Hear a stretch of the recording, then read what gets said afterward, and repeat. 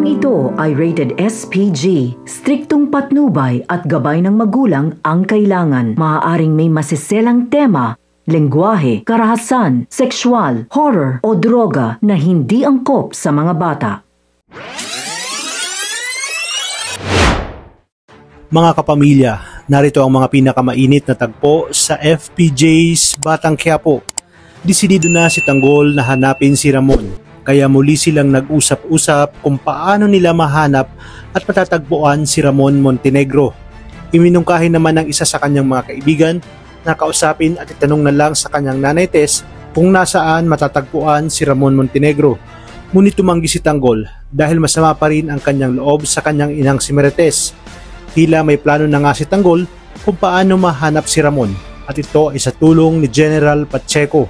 Dumating na nga si Pacheco sa kanilang hideout at nakita nila ang sugutan nitong mukha at mga pasa sa katawan. Sinabi ni General Pacheco na ang tatay ni Tanggol na si Rigor ang may gawa noon sa kanya.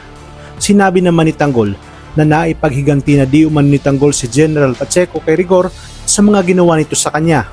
Siya na mismo ang bumugbog at halos mapatay na niya na ngayon ay kasalukuyang nasa ospital si Rigor.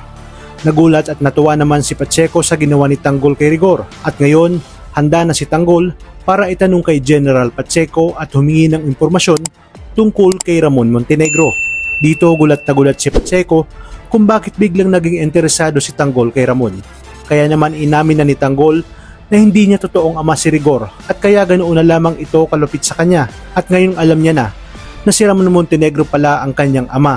Gulat na gulat pa rin si Pacheco dahil alam niyang ang mga Montenegro ang pinakamakapangyarihan at maraming koneksyon pagdating sa kalakaran ng droga sa lugar ng Quiapo. Tinanong muli ni Pacheco kung sigurado ba si Tanggol na si Ramon Montenegro ba talaga ang kanyang ama dahil ang pagkakaalam niya umano ay kasama na nito ang kanyang anak na lalaki na matagal nang nawalay sa kanya at isa rin ito sa hinahasa ni Ramon sa pagpapatakbo ng kanilang mga negosyo dahil di kalaunan umano ito ang magiging tagapagmana ng mga Montenegro.